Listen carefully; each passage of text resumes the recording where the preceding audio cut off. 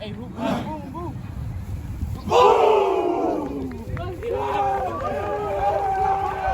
off 2 big wins in a row, coming off a big homecoming win. I wouldn't say this week's practices were as intense as they have been. So it doesn't surprise me we went out and were flat at the beginning. But then again, they set up a nice wall return to their sidelines and executed it well, which gave them that first score. But our kids did what they should have done, which is, respond, get their minds right, and go out there and execute the next series on offense to put it back to 7-7.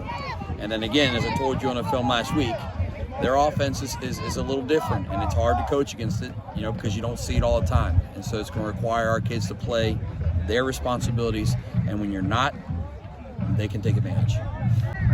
For us, absolutely. All these things are all coaching points, so we had really good coaching points and learning experiences in the middle of the game where you saw kids, bounce back from the first score, bounce back from giving up a 3rd and long. All these things, I think, the penalties, us being pushed back and finding a way to get a big play and execute a first down. All those things, I think, were ways for us to find, means of overcoming small obstacles and adversity during the middle of the game. The big, though, adversity is for us to ensure that we have good weeks of practice so that way when we come out, we don't have to endure those type of hardships. Because in a tighter game, those type of things could cost us. Just continue to build on executing and understanding the concepts of what we do and why we do certain things. And that helps us build in and move right onto the varsity level so the kids understand.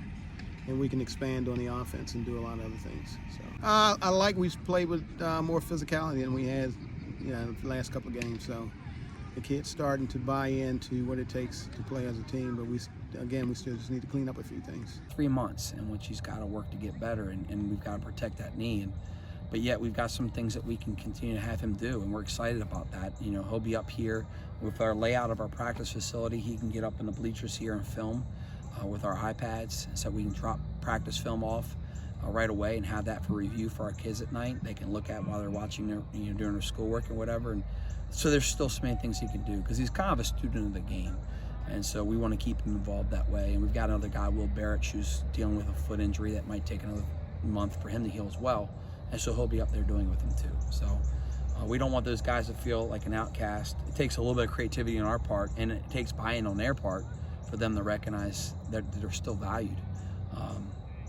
Because when you spend so much time on this field, it all seems like it's about the game. But it's not. Those guys are important to us, and so we want to keep them engaged so that way they feel like they're still part of it, even though they can't go out and play. Just know that next year I'm going to come back stronger, faster, better, and out with my individual groups. So like on offense, I'll help out with the receivers. Defense, I'll help out with the backers. And then Snead has a plan for me to film some parts of the practice and post it on Huddle so our guys can sharpen their craft and get better. Lesson is listen to your body. Don't think that you're some big tough guy. If it hurts, get it checked out because you don't want to miss out a whole season. I could have just been out for a week, maybe 2, and I could have been already back playing, doing my thing. So just listen to your body. Don't take it for granted. But to be a Cavalier is basically just to come to practice, support your team, be the eyes and ears for the coaches so that you can help the players so they can get better, and overall just make yourself a better teammate and make your teammates better with you.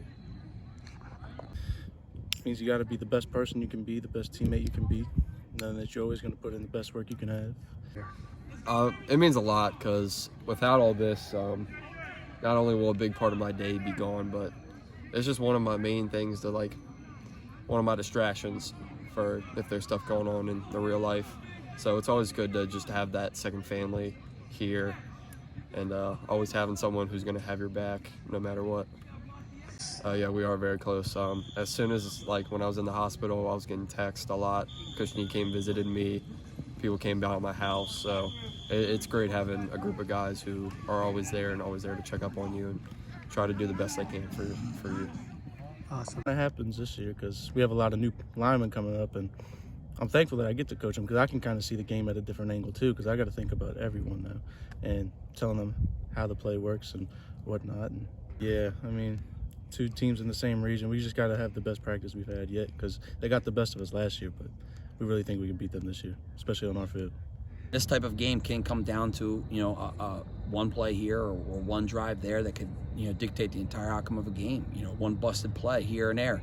And so we're going to need defense to step up big time, because the game's going to be won or lost in the trenches. And, you know, those same guys that are up there up front pushing the offensive line for Lackey are the same guys that play up front in that box and create a stout defense to run against too. And so when you look at the score columns, they haven't allowed a lot of touchdowns. They haven't allowed a lot of scores. And so, you know, we're going to have our work cut out for us this week. So it's exciting to hear the kids are kind of accepting that challenge. I think the weather, that has something to do with it too. You know, and then also being able to come back home. We've played 3-way games and have only had one home game. So being able to play back in front of our home crowd is something that I think our kids are excited about as well. Go